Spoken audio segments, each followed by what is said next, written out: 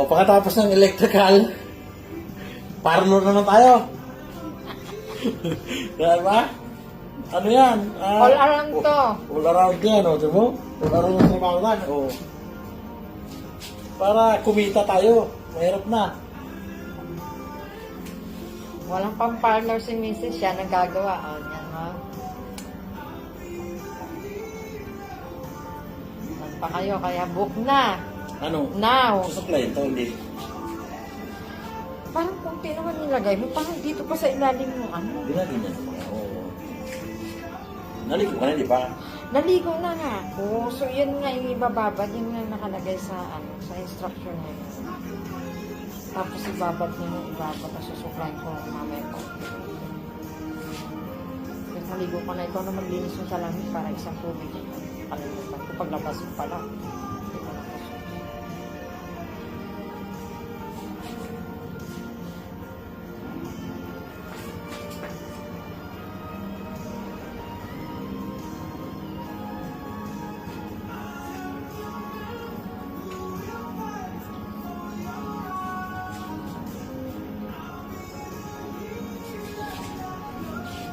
Anong nilagay mo dun sa baba? Yung pipa. Pisay. Ang dami mong kalkuhan. Saan mo naman nakuha yung litro? Diyan, nandun sa gilid. Ilagay ko na. Hindi yun sa anak mo? Iniwan ko dyan sa kabila. Nahulog lang dyan. Ay, hindi. L pa naman pala kasi yun. So, yun dyan baga sa rep yung nakalagay. Kasi itatry ko ito. Masyadong maano yung buhok ko.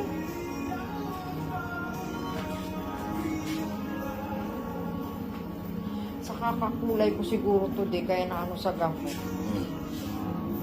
Punta na to. Oo. Nakakulay kaya nakaka-dry. Kaya kulay. Ano to? Oh. Ito yung nababad ko lang yan. Maligo ka na. Ang gagamitin mo tuwalya, wag yung puti ah. Mamantsa yung kulay. Yung isang tuwalya doon, kumuha ka ng bag. Tapos, linisin mo yung salamin ng shower. Kasi ang dumi. Yun na. Mga ganito itong asawa ko na to eh. Tikman nga natin. Ha? Mahal pala to. Kasi ano nga yan eh, may kasamang oil ng yun. Tikman ko. Oh. Ano yan? Maganda sa buhok, pero pangit pala lasa.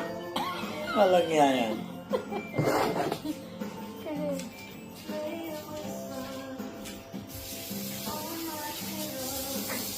Tulog pang apo mo?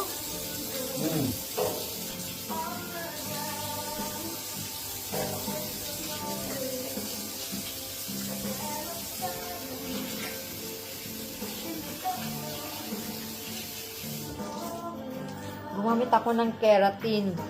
Kasi masyado nang dry yung buhok ko. Ayan. Try natin to. Matagalin mo na to?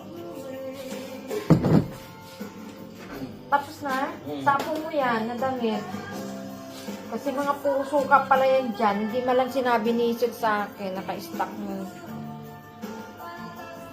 Sabi, parang ano na yung mga naglaba ako. Masyado na naglalagas yung buhok ko. Mamaya ko na isang pipe. Tanggalin mo. Mami, 10 kilos lang. Pwede na. Ha? 10 kilos lang na washing machine. Ilan to? 12 kilos to, di Hindi ba? kasi pag sa tubig yata, nagka-settings ng ano.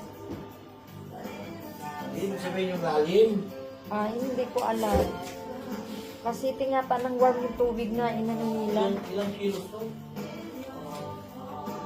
12 po. Tama, 10 kilos lang pala dapat Try na. natin tong gamitin tong keratin na to. Kasi sabi daw maganda. O tapos na naman ang sideline ko. Ano na naman kaya sunod na sideline ko ay. Tapos pagising ko, nag-car wash. Pagising ko, nag-car wash. Tapos naggawa nung yung electrical box. Tapos nag-parlor. Ano na sunod? Garden na naman mamaya, garden. Yan. Tinanong mo kanina paglaba mo, nagsampay pa ako. Ayun nga pala no, wala lang yan. Ang Nagla- ate niya, naglaba pa yan. Naglaba ako. Asawa ko. Naglaba ako, nagsampay. Si Inday, hindi, nag-alaga naman siya sa apo niya. Kasi, Ay, ayaw kasi lumapit nag-iiyak-iyak. apo niya. Kaya yun, Kaya kang gabi kanina iyak. naglaba, nagsampay. Grabe kuskus ko sa paglaba eh. Walang yan. Kaya siya naglaba. Ang apo niya ayaw lumapit. Dito ako nakaupo, naglaba. Grabe talaga. Hirap. Sige, Australia pa kayo para maglaba. Ngayon lang naman niya naglaba. Sige na. Nag-alaga din siya ng apo niya kasi umiyak sa kanya.